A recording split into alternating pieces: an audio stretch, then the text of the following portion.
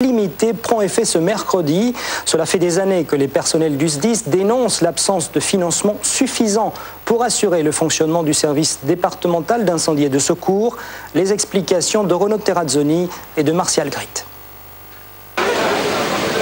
Il y a 10 ans, les pompiers de Guyane descendaient dans la rue. Les services d'incendie et de secours venaient d'être transférés par l'État à la collectivité départementale. À l'époque, les mêmes revendications sont avancées, identiques à celles d'aujourd'hui, comme en témoigne cette interview qui date de 2001. Nous avons quand même insisté sur le fait qu'il ne s'agit pas pour nous de traiter uniquement des problèmes salariaux.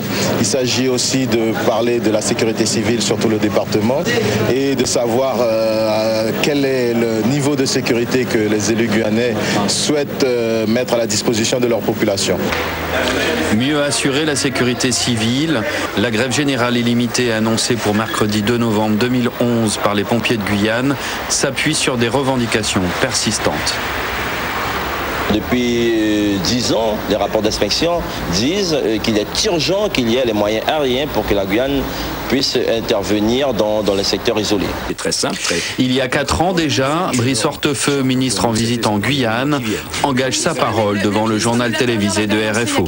Eh bien donc moi je vous confirme par exemple, pour prendre aussi un exemple très concret, que la livraison de l'hélicoptère sera livré avant le 31 décembre. C'est-à-dire vous êtes très pressé, je vous en félicite d'ailleurs, et ça veut dire qu'il y a un engagement qui est pris, un engagement qui sera tenu dans les semaines qui viennent.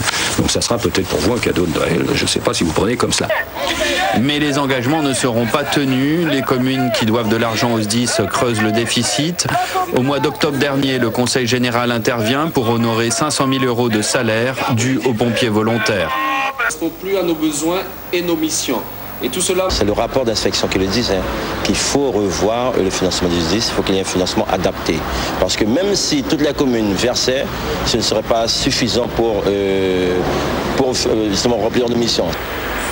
Du coup, les conditions de travail se dégradent, comme le montre cette visite de la principale caserne départementale à Cayenne. À partir de ce mercredi, les sapeurs-pompiers de Guyane rentrent en grève illimitée, tout en s'engageant à assurer les missions pour lesquelles ils seront réquisitionnés. Des pompiers, il en est encore question à La Réunion.